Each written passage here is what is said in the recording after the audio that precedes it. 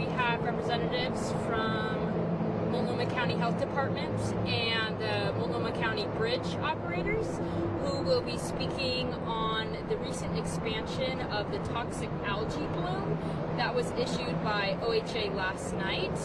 And this is an expansion that includes areas from the Ross Island Lagoon, which is south of here, up to North Cathedral Park.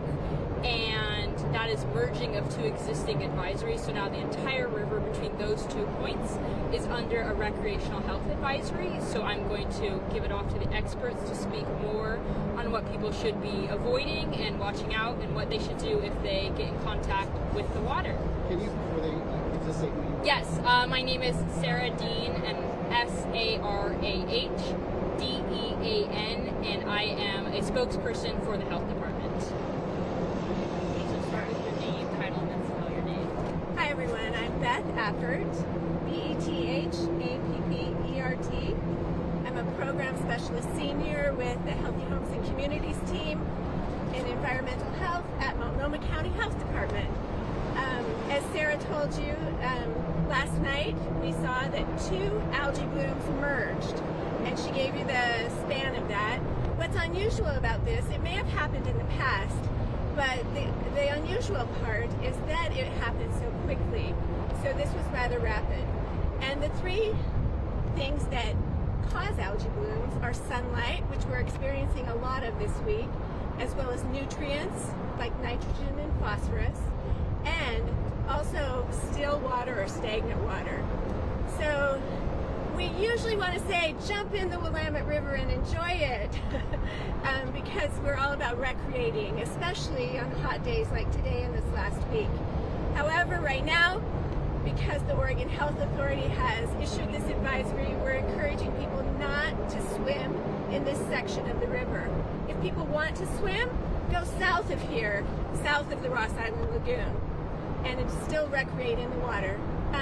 However, it is safe to kayak and to canoe on the river, and just make sure that you're not ingesting the water. So the main concern is swallowing and ingesting water or inhaling spray. So if people are on a powerboat or something like that where the spray is not kicked up, then they could also inhale the toxins. So right now, we don't know how long this bloom will last. As sunlight is decreasing, as the days are shortening, we expect that it will decrease. But currently, we're advising people not to get in the water. We're especially concerned for small children and pets like dogs because they tend to accidentally drink water. So please don't bring your pets down to the river. If you're concerned that maybe they did swallow water, for pets, you would look at lethargy, so they're tired, they are having trouble walking, maybe they're having seizures, and then you'd want to get them to the emergency vet immediately because it can have really quick effect on an animal. With children, they might have symptoms of similar to food poisoning where they throw up, they have an upset stomach, they might have diarrhea. I would call your care provider if you're concerned about them. More serious symptoms in humans would be dizziness, shortness of breath, numbness, and tingling. That's when someone should get to an emergency provider right away. Otherwise, don't call 911 if you've just touched the water and you're swimming in the water. It's really, our concern is with swallowing the water, inhaling spray. How long will some of these symptoms last? Let's say people are like day 4 now, almost 100 degrees. Yeah. This afternoon. How long? What are some of the symptoms? The span of how long they last? That's a good question. I would say if they don't go away within 24 hours, those initial symptoms, then call your care provider. But if you're having those more serious symptoms, call your provider, go in immediately. Does that answer your question? Anything to add? Yeah, so is the county going to put any warning signs at beach access saying, hey, there's algae blooms? So far we haven't really seen much warning swimmers. I mean, I see people at the beach right behind you at the Right. park. Yeah, and you know, they're not in the water right now. They're sunning. Yeah. So we are talking with our partners. I will say that the city of Portland has put up a sign at Cathedral Park today, and so we'll keep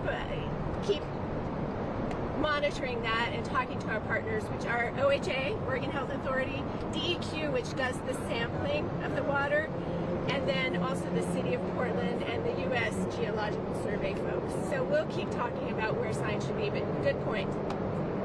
Yeah? Devil's advocate question, is there any danger if it comes in contact with your skin or anything like that? No, that's a great question.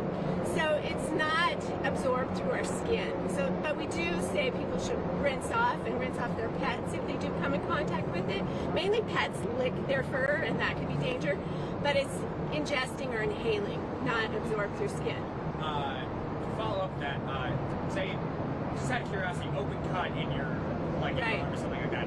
Any danger there? Or? Not that I know of. You might get a small rash, and if the rash worsens or you have some of the symptoms I described, I would call a care provider or go in if there are those urgent symptoms.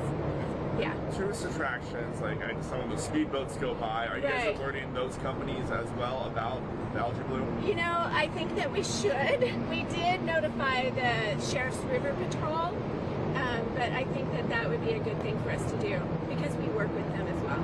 So thank you for bringing that up. So for people who are looking for somewhere to swim in the Willamette, like, can you help us understand how they should analyze like risk and the potential for spread? Because presumably there's a lag time between detection and alert and advisory, Yes. and it's probably not a fine line of like algae here, no algae there. So how do people deal with it?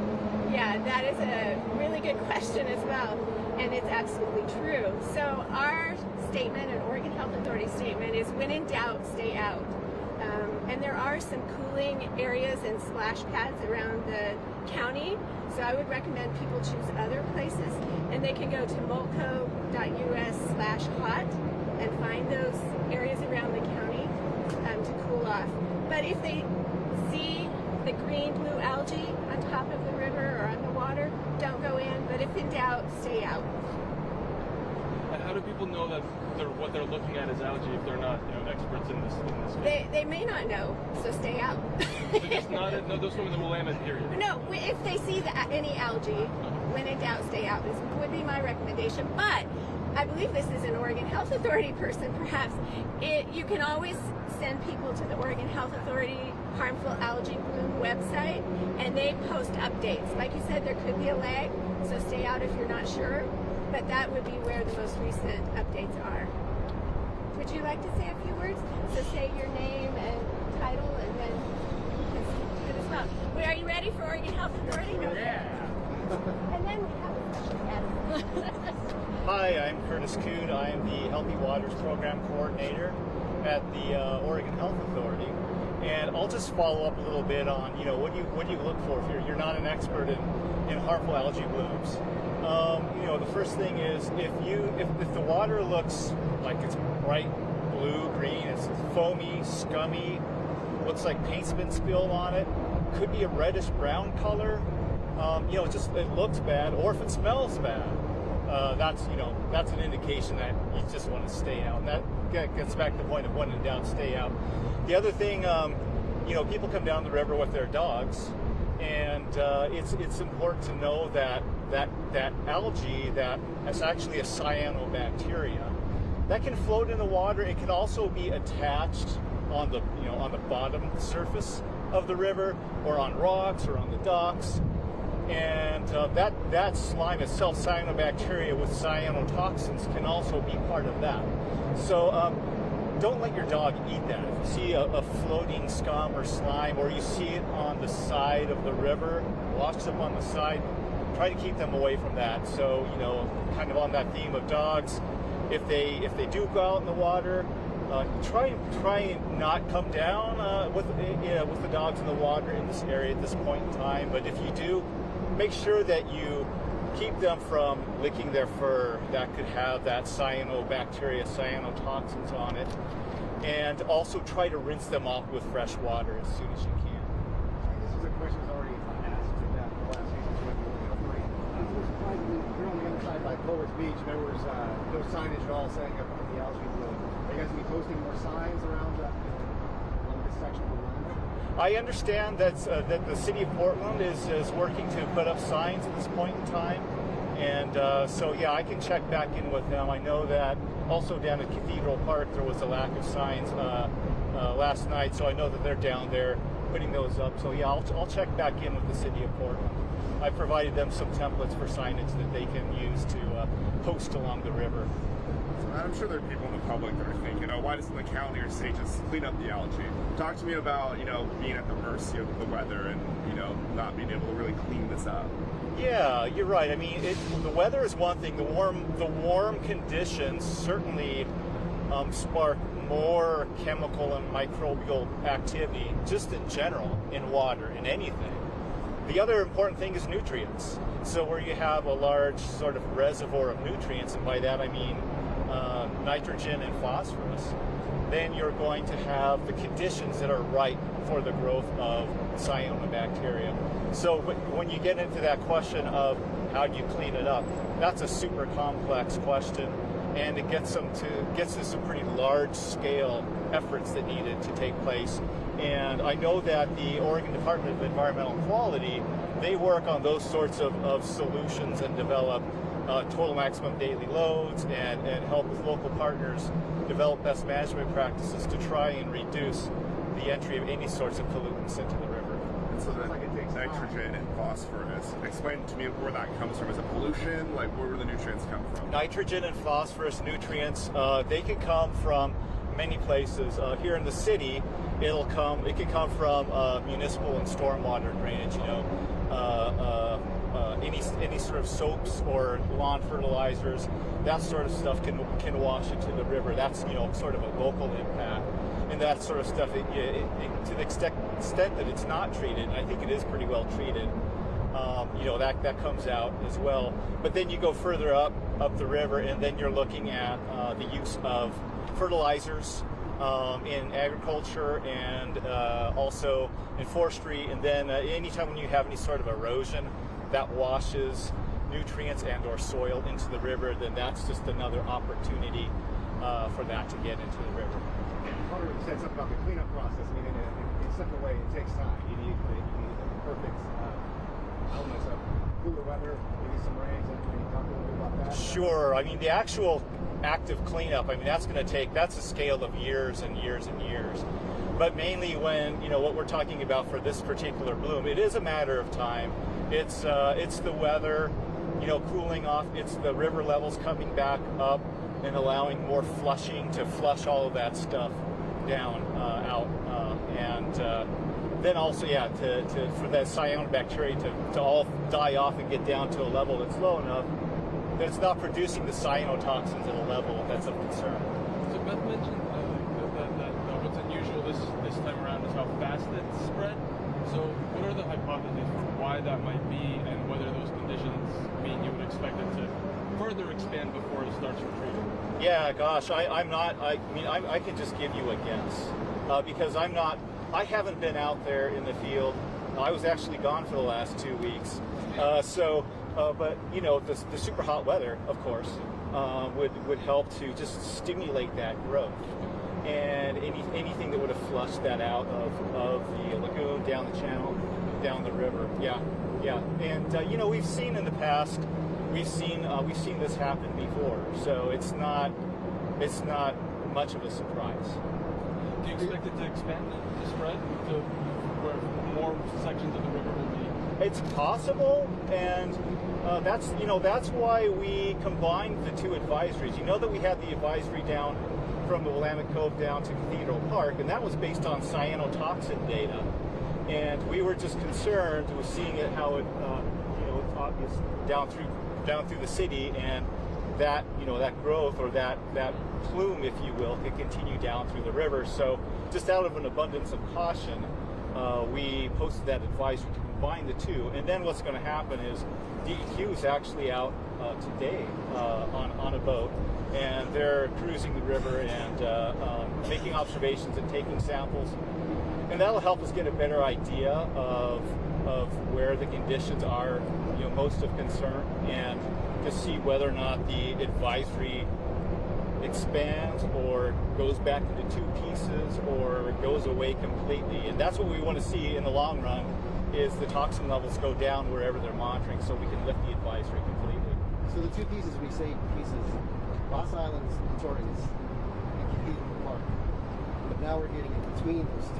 And the only way we know this is because of the bridge. People are seeing that. Yes, and it wasn't just the bridge, but also there's monitoring devices. There's water monitoring equipment. There's a piece of equipment that's down on the Omti dock. There's also one, I believe, on the Morrison Bridge. So we can see from those monitors, and we have the Oregon DQ and the Oregon Water Science Center, the U.S. Geological Survey, monitoring that information.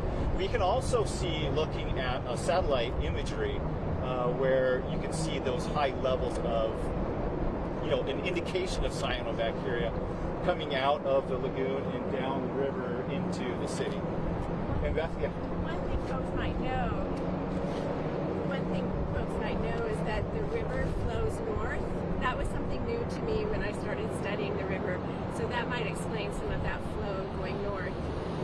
Often we think everything goes south, but no. Yeah, thanks for that. And that's why in our advisory we're careful to say, we've expanded the advisory, for example, downstream north, so people get that idea that we know the water's flowing from the Eugene area all the way down to the Columbia River. So that's important to keep in mind. So we can expect that when we see that flowing out of the lagoon down the river, any of those areas where you might have backwaters, like the Cove, for example, it's low flow, that's an opportunity for cyanobacteria to congregate and multiply. Can we talk briefly about how it was found? Philosophical, like who spotted it and how it was spotted? Was it just monitored? What happened there? I don't have first-hand information on that. I know August 8th, I think, is when we got the first indication that there was a bloom in the lagoon. And there are, besides DEQ going out on the river, there is also a study, I'm not sure if it's Portland State or University of Oregon, that there's another group that's also doing some studies actually looking at the lagoon in particular. It might be that we heard from them, or it showed up on satellite imagery. So, but to give you a specific answer, I can't give you that. Okay. Could you just spell your name one time and give us your title one more time, please? Curtis with a C, 1S, Cude, C-U-D-E, Healthy Waters Program Coordinator at the Oregon Health Authority. Thank you. And now, I want to introduce yourself and kind of talk about what happened yesterday. I'm going to adjust. I can stand tall.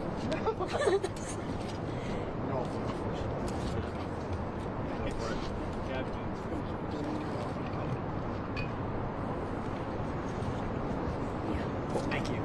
Hi everyone, my name is Aisha Ghazul, that's A-Y-S-H-A-G-H-A-Z-O-U-L. I'm the Bridge Operations Coordinator for Multnomah County Transportation Department. I've worked on the bridges for 5 years, and generally every week I'm on the bridges a couple of times a week.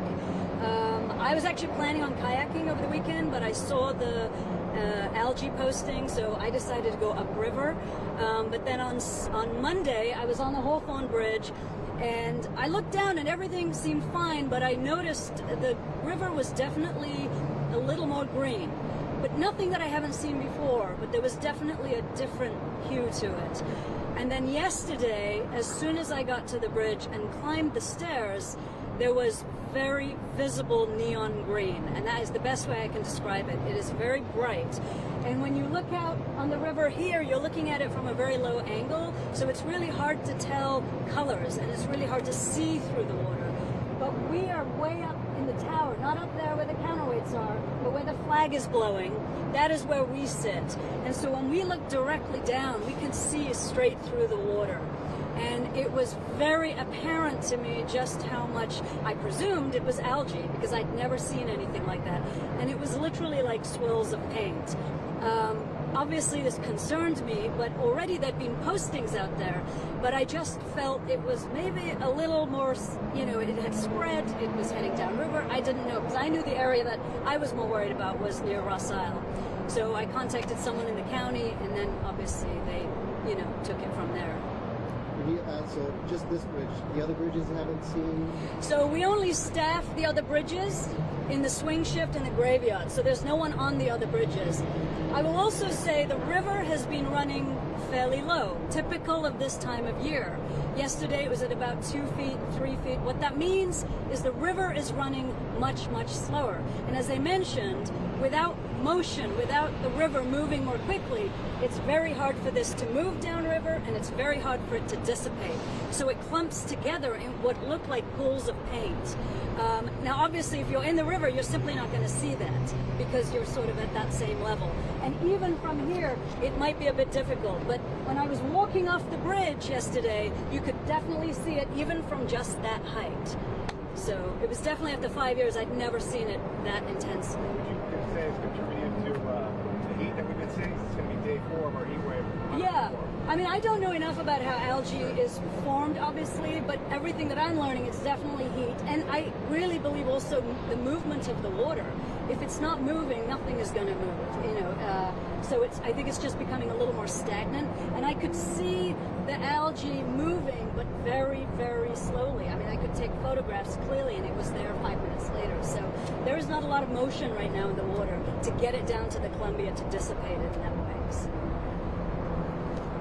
I have a question, I don't know for the county or OHA, Probably. but what can Portlanders do to help keep the river clean? Because I know the algae is kind of a yearly conversation we have in the summertime, and just what can Portlanders do to keep toxins out of the water?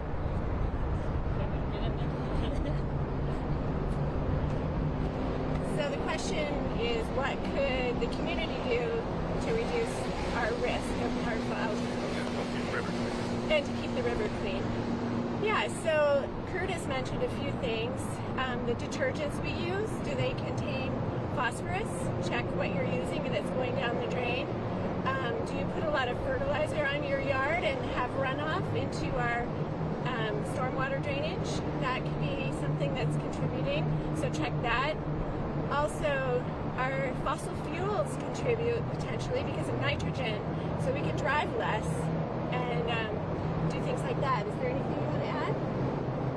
All right, so those are some things. Oh, one other thing, people can pick up after their pets. Pet waste, if it goes down in the storm drain, is also an issue. Say again? Oh, and car washing, that's a good one. And I didn't know that when I first moved to Portland, and I would always wash my car out in front of the house. It's better to take it to a site where they recycle the water and dispose of it because it sends chemicals down into the storm water as well. Thank you. Any other questions? And we have a public Flickr folder of the photos that were taken yesterday, and I've shared it with some stations, but I'll just send it out again to all the staff desks to share those photos, which were pretty. You could really see the color from yesterday. And then we also have updated maps on help